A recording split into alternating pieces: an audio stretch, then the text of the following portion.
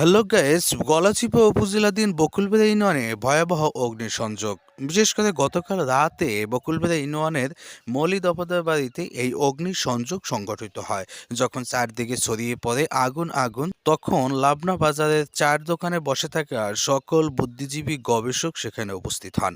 তারা সেখানে ১ ঘন্টা পর্যন্ত চেষ্টা চালিয়ে আগুন নিয়ন্ত্রণে আনতে সক্ষম হন। তাদের বিশেষ গবেষণায় কে বা কাহারা এই আগুন দিয়েছেন তা কোনো বুদ্ধিজীবী এখনো উপলব্ধি করতে পারেননি।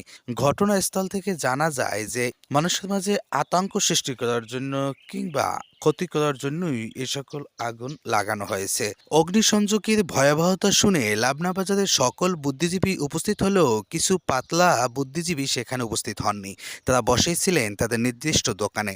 তারা কেন যাননি কিংবা অগ্নিসংযোগের সাথে তারা জড়িত আছেন কিনা এটা উপস্থিত বুদ্ধিজীবীরা গবেষণা করে নেক্সট টাইমে রিপোর্ট হয়তো জানাবেন বলে জানা যায় স্থানীয় ব্যক্তিদের মাঝ থেকে।